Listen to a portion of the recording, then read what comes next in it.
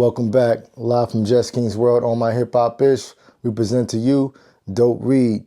Dope Read is a collection of books designed to elevate your mind, get you to your higher self, get you back into reading, most importantly, and to make yourself a better person. Right now, we are still reading 2 Chainz' book, The Voice in My Head is God. See that? We are currently on chapter 13. Chapter 13 is called God is Love. Let's get right into it. This chapter, and I believe this book, is dedicated to his pop. So it says, rest in peace to Pop. He was an OG. That comes from Good Drink. When I speak about intuition, I think about the importance of the senses. I recently went to Hawaii with my family and a visually impaired cashier was working at the airport. I thought about how intuitive he had to be out there on his own making it. To be in survival mode on his own, ringing up what we got, figuring out the money, doing the calculations. My daughter peeped that he had an impairment a little later, but I peeped it early on. The senses. If you think about the senses, you think about people who may even be hearing impaired but still communicate through sign language or articulate how they feel through body language. It's really incredible. When I think about the senses and how intuition ties into them, I think about my earliest memories of my pops. I think about the albums he kept in the house when I was growing up. I remember the Rick James album cover, Street Songs. He had the guitar with the tall red boots. I remember my pops would blast Give It To Me Baby and Super Freak. I definitely remember the New Edition Candy Girl album cover. The group was young then, and it seemed like every member was wearing leather. Man, I remember the song Candy Girl and Is It the End? Had a young 2 Chainz looking for love, way too young. I remember Michael Jackson's Thriller album cover. He was reclining in that white suit. I remember Prince's Purple Rain cover and Al Green's Let's Stay Together cover. My pops had all those records, and all those records recreated the soundtrack of my household growing up. Even today, the music on these albums awakens my senses and puts me right back in my childhood homes. In fact, I remember Al Green had turned into a preacher, and my pops took me to see him preach. One time we drove to Memphis to go sightseeing, and my pops took me to the Lorraine Motel. While we were there, he took me to Graceland. He would also sometimes take me on the road with him when he made dope runs. He'd bring jugs to pee in so we didn't have to stop for bathroom runs. I had memories of him peeing in a jug while my mom kept the steering wheel under control. My pops was the biggest man I knew, the biggest man I ever met. And he probably was only like 5'9". And when I say the biggest man, I'm referring to his aura, his spirit, his energy. I'm referring to what he believed in, his messaging, his teachings were those of a man with huge qualities. Even though we didn't share a lot of one-on-one time, his teachings through jail calls, through letters, or whenever we were together have left life impressions on me. The last 7 years of his life has stayed with me. I was able to gain more respect for not just him, but the way the world works. I was able to better understand that in life there are ups and downs. When people say life be lifing, it's just like you're not going to have a winning streak forever. I had to learn to be able to accept that. I was not always going to be on top. Life is a cycle. It's important to maintain perspective at all times. I break that idea down into 3 things. There's the positive space, then you have the gray area, and then you have like the negative space. I know that life is this 360-degree circle that goes around and comes around. Sometimes when you're in a good place, you might shift into a gray area where it ain't so good. And maybe you try to get back into the good space, but something bad is inevitable. It's going to happen. It's a part of life. Just knowing that after the bad, something good will happen. In my own concept and theory that has served me. My father came from an era in which he believed in a woman couldn't raise a man. I've come to know that women are superheroes and would like to give a shout out to my mom who did a damn good job raising me. My pops did a damn good job of making sure I was prepared for the world. To say legendary is an understatement. Real legend. Loved in the streets, loved in the church, loved in hustler's DNA. His teachings have actually become some of the voices in my head too. Sometimes I can actually hear his actual vocal tone in my head Sometimes it's teachings on being a provider, a protector, and being a man. Not letting certain people do certain things or violate me in certain ways. It had stuck with me forever. I remember him potty training me at like 2 years old. One day he told me, just out the blue, don't let nobody touch your butt, son. It sounds funny to me now, but these teachings from literally 2 years old that I remember. I remember the bathroom, the yellow wallpaper. I remember how small the bathroom was. The conversations I've taken with me have become part of my mental library and guided me throughout my life. Me and my pops were always cool, even though we didn't always stay together. We stayed together maybe the first 7 years of my life and maybe the last 7 years of his life. I've always been a man's man, which I learned from my pops. I admire his toughness and grit. He was also a God-fearing man. When he called from jail, he would always ask about the household. He would instill in me the importance of being a man, being the man of the house. This was a role I took on when he went to prison. Since I was young, I took on the role of being the man of the house. It was always really just me and my mom, and I knew that it was my responsibility to make sure we were always okay. It was my responsibility to make sure nothing ever happened to her. I'm talking about even when I was 8, 9, or 10, I knew that our safety and security were on me. This was a role I gladly embraced, but embracing that role, I matured much faster than I should have. My maturing fast was one of the reasons I started hustling so early. My pops had given me the game and the grace, and my mom didn't mind me hustling. My pops' lessons continued when I would go and visit him in prison. We would meet at this thick glass window. He would pick up his phone, I would pick up the other phone, and we would talk. Other times, me and my mom would talk. He and my mom would talk, and I would listen. Whenever I was about to leave, he put his hand on the glass, and I put my hand on the glass. He would tell me that I was growing, and how he could tell based on the size of my hands. Epps, your hand's a bit bigger than it was the last time you were here. I remember all the sights, sounds, and smells of the prison. There were other families in the room, women and their children.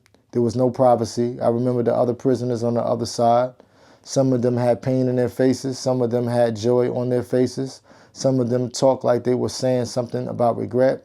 Others talked like they were saying something about plans once they got out. I couldn't hear what they were saying, but I believe I could feel them. They looked just like the men I knew from my life experiences. I knew the struggles and their codes. I knew what it was, what made them tick. Each time the white deputies walked us out, I remember seeing the nightsticks, hearing the keys jingling, smelling the desperation. On one occasion, I went to my grandfather's house because my pop stayed with him. This was before my grandfather passed away. I remember my grandfather saying, "Hey man, your dad went to court today and they locked him up." At this point, my pop was probably in his late 60s or early 70s. He was definitely too old to be still dealing with the system. I was like, what in the world is he doing going to jail? I was like, he always in jail. And my granddaddy started saying some of the meanest things about him. He would talk to me very dearly, but always said really mean things about my pops. He would tell me how he wasn't shit and did this and fucked with this and caused all this. I would always listen and respect because that was my granddaddy, but never swayed what I thought about my father. I knew who he was and loved him for it. I knew what he was and loved him for it.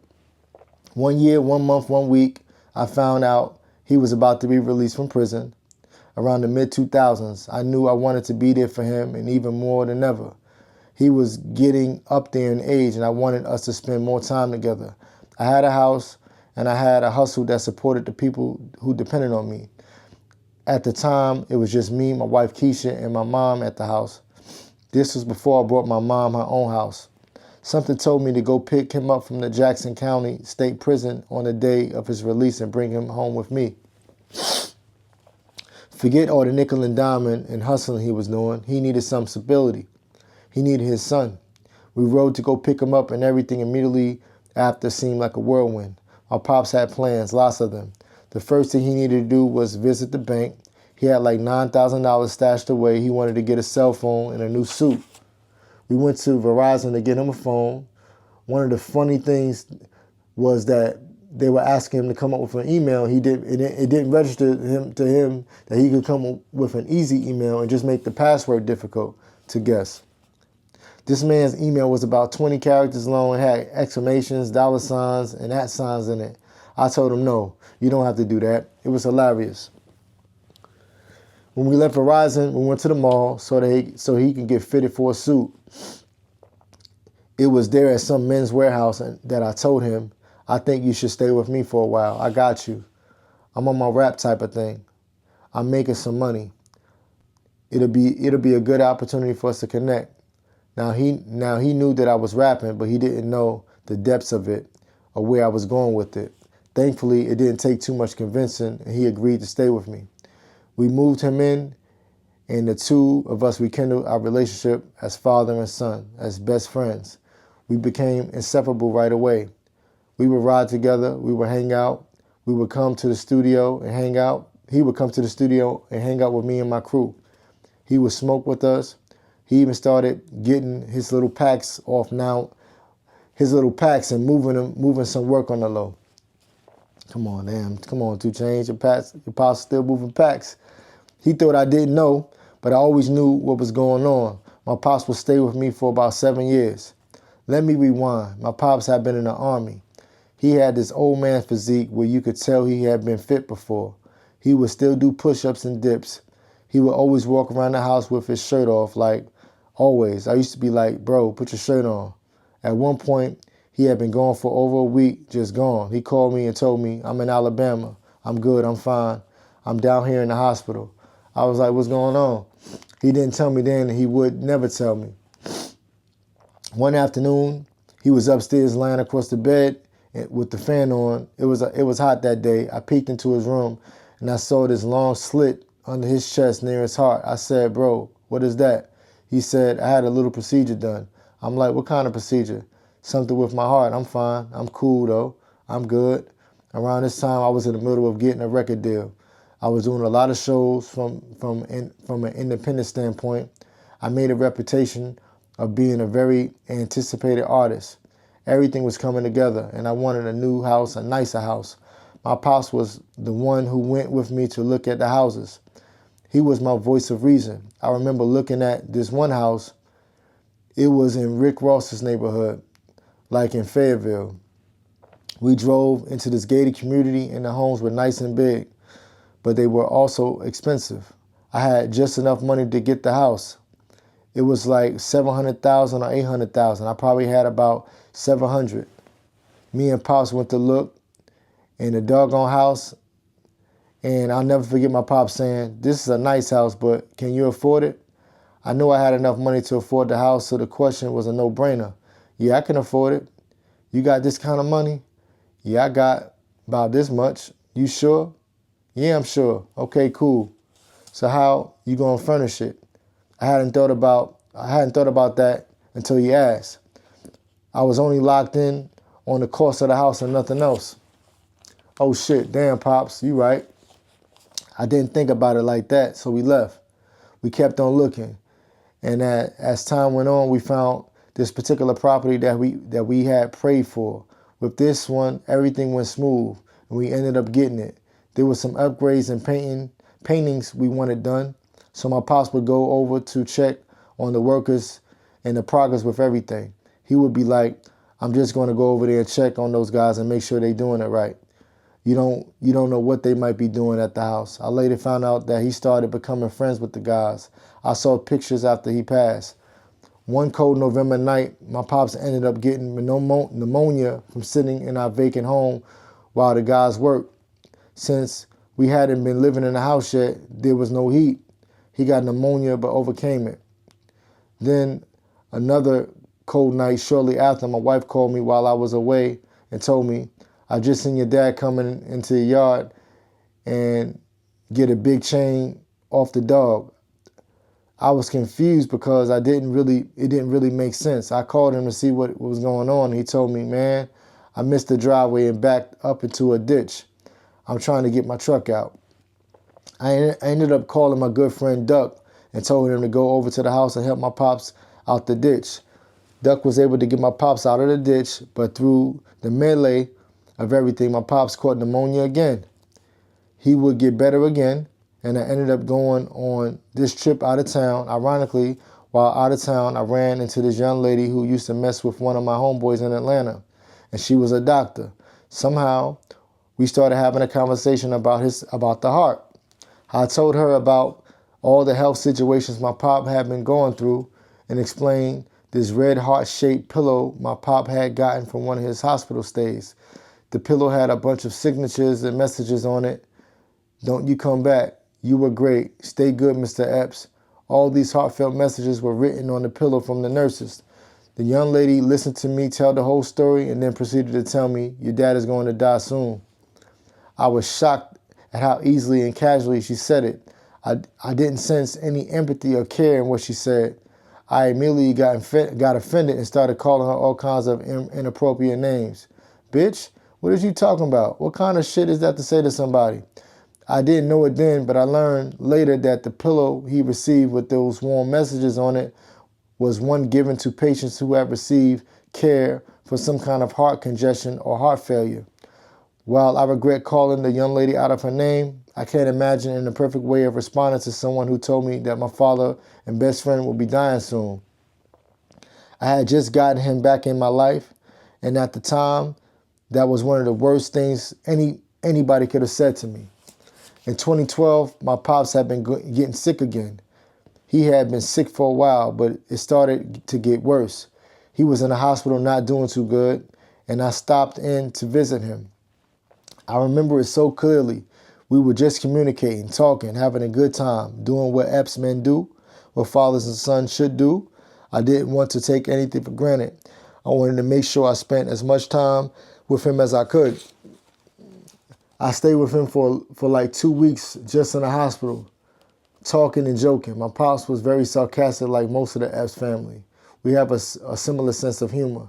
So when you get us two together, you could mistake it for improv or something. Laughing is something we cherish. One crazy fact about me is that I don't cry. I know that's hard to believe, but I can't remember the last time I cried. I'm not saying men shouldn't cry nor promoting that cliche. I'm speaking to how I was raised. My pops was an Army vet who spent many years in prison.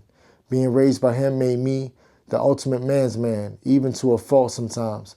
I have the masculine spirit and stoic nature of that era, the era of hopping off the porch and going out and making money. There's nothing to cry about when you know that God is ultimately in control of everything. My pops was a beast, even when he was on something.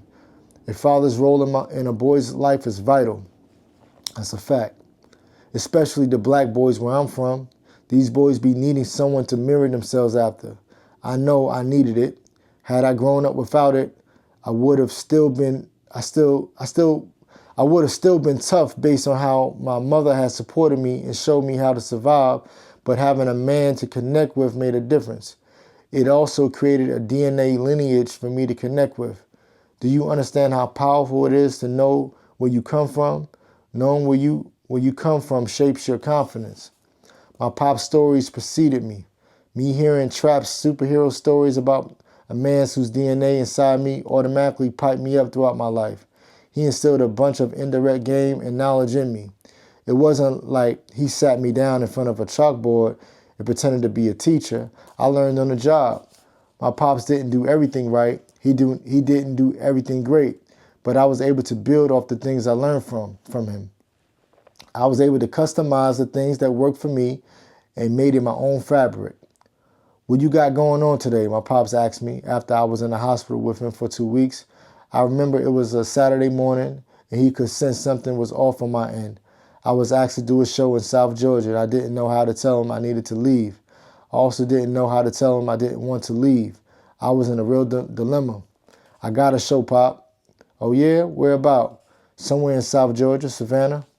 I had a tour bus at the time, but when it was time to leave for the show, I sent the homies to the venue on the bus without me. I wasn't sure if I was going to make it.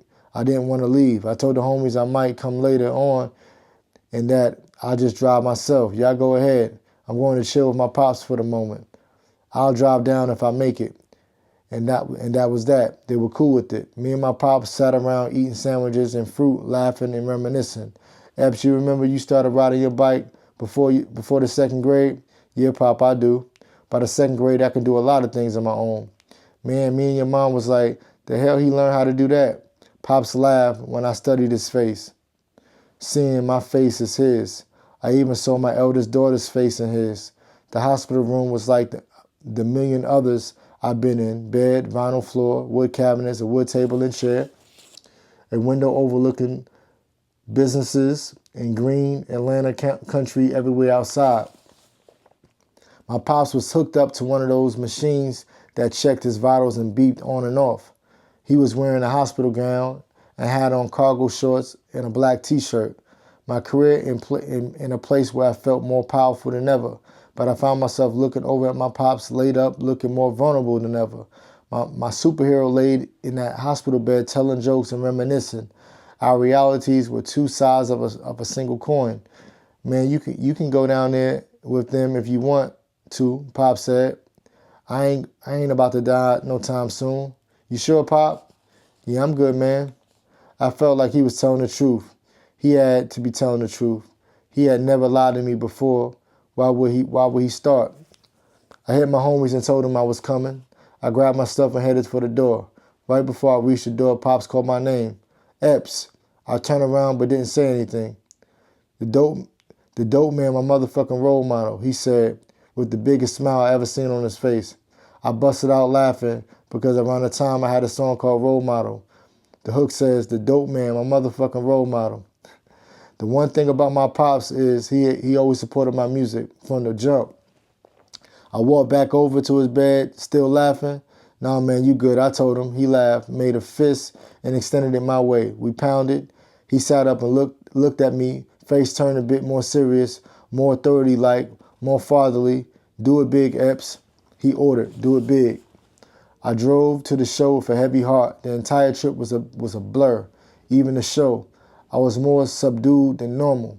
All I really thought about was getting through everything and getting back to Atlanta to hang with my pops. But when I did get back, my pops was on a breathing machine. I was completely shocked. I had just been there 6 to 8 hours before, giving pounds with my pops, making jokes with my pops, and now he couldn't breathe on his own. I couldn't process it. The room that had been like every other hospital room suddenly wasn't. It seemed so silent. The bed that seemed like every other hospital bed took on a darker shade. The vinyl floors turned to quicksand, and I felt like I was sinking right into it. And the Atlanta country green outside the window looked lifeless. What the fuck happened so fast? What happened? I asked the nurse. He started losing oxygen, and we had to provide him with assistance. No, we just spoke. I was just talking to him. The breathing machine had his chest going in and out. He didn't look like my pops. He was just there like that. No jokes, no laughing, no nothing. Just like that. And he stayed like that for about half the day. I didn't leave his bedside. I talked to him, told old stories about the old house and police raids we overcame. I wanted him to know I was there. I didn't want him to feel alone like he had so many years in prison. It's a hell of a thing to see your hero in that state. That breathing machine had tubes down my pop's throat. A person's natural reaction would be to pull the tubes out of their mouth. That could be deadly. To prevent that from happening, they handcuffed my pops to the bed. My pops was fighting for his life in handcuffs like they had done so many times. He'd done years in prison, and here he was handcuffed again. I can still see how he looked at me. He wanted me to do something. It was more than just him being uncomfortable. This was about dignity. His look said, Epps, have these goddamn people take this shit out my throat. Son, do something. I had been accustomed to controlling things, fixing things, making things better, but there wasn't nothing I could do. I made them remove the handcuffs, and when I did, he reached to pull the tubes out of his mouth. They handcuffed him again, and once he was handcuffed the second time, he shot me the same do something look. I made them remove the handcuffs. When they did, he reached to pull the tubes out again. They handcuffed him a third time. This went on repeatedly. The foundation was shaking, just like it had so many times before. All the times he was arrested in front of me, all the times his freedom was snatched, my pops had been fighting for his life while being confined. His body wasn't working, and they wouldn't allow his hands to. I wanted to fix this. I needed to fix it. My pops expected me to fix it. I couldn't. I've heard all the stories about military torture, waterboarding, sleep deprivation, suffocation. If any of the shit looked like this, then it has to be hell, because we were in hell. We were both suffering repeatedly, and there was no end in sight. The time moved slow, and then out of nowhere, he just started slipping. I'm still not exactly sure what happened, but the emergency alert from the breathing machine went off, and panic completely took over. Nurses ran into the room and kicked me out. Everything and everybody was moving fast. Outside the room, there was a window I was able to look through to see inside. There was a lot of commotion. They used defibrillator. Listen, some words you're just not able to say, man. Listen, laugh at me if you want. To shock him back into life. You know the little things that go like that? I can't say the word. You know what I'm saying? This is what it is. He came back. Then when they allowed me back into the room again, but not even 2 minutes later, it happened again. The beeping started and the nurses rushed back in. They made me leave the room, and I was looking through the window again, pleading with him. Come on, Pop. Don't do me like that. You told me you were good. You said you were good. He came back again. I went back in the room, but it kept happening. The third and fourth time, I was outside the room with one of the nurses walked up to me. I'll never forget what she told me.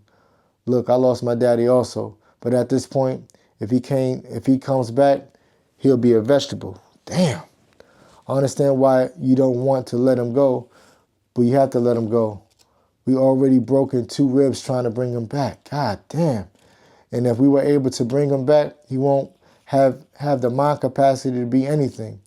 It was almost like the young doctor lady who I called out her name had predicted all of this. Maybe she had been right. Then I broke down. Before that moment, it had been forever since I cried. It's not like my pops told me not to cry. I just understood because he never did. I actually thought I was cried out. Thought about our tear ducts being like windshield wiper fluid reservoirs. You know how it is when you click the windshield wiper fluid lever and nothing happens? Or maybe just a small amount of fluid comes out? That's when you know you need more wiper fluid. My tear ducts have become like those reservoirs. And I think my reservoir had been all out of fluid or tears. I had been through so much in my life, cried so much as a kid, that I thought I had completely become numb to crying or feeling sad. My pop's circumstance proved to me that wasn't the case. When I came to terms that I really had to let him go, I cried and cried and cried. I couldn't stop for a long time. I'm an only child. My pops had been my main man through everything. He taught me how to be a man, how to stand tall. Without his guidance, I wouldn't be in the position that I am in now. When he passed away, I was mad at everybody. I was mad at my mom for not staying with him at the hospital when I left to do the show. I was just upset. The next couple of weeks were a blur. Everything reminded me of him. Everything still reminds me of him. A few years ago, while getting busted pipes fixed in my basement, my plumber found a gift bag full of dollar bills. There were stacks of rolled up dollar bills, lots of them. I guess it was my pop's old stash he put away for a rainy day. I thought about him being at the house with the workers in the beginning when it was just getting painted and updated. I wonder if that's where he made that little stash spot. That's some shit my pops would have definitely done. That's one thing I remember more than anything else about him was his scent. He had a particular smell. Nothing musty or anything. He was definitely a very clean man, but he had a smell in his clothes, a fragrance. I still have one of his blue jean jackets, and his smell is still on it. And sometimes when the jacket is nowhere in sight, out of nowhere, I smell him. That's how I know he's around. That's when I know he's checking on me. That's what my intuition tells me. That's what my voice tells me. That's what God tells me. I can smell when Pops comes around. It's a very familiar smell. It smells like God. It smells like love. End of the chapter. Listen, man, I don't know what it's like to lose a mother or a father, thank God. Both my parents are still living. I was raised by my mother. I wasn't raised by my pops. I know who my pops is. My pops was there early on, but not so much. So I admire the fact that 2 Chainz was close with his pops. My pops is still living to this day, but I can't say that we close. But I will tell you that I'm gonna do everything in my power to make sure that we got some type of relationship before it's all said and done. That's just what I'm gonna take from it. And maybe you should too. Cherish your parents while they're here. Because you only got one parent. You only got one mother, one father. If you made it this far in the video, make sure you leave a fire down in the comments. And we off to the next one.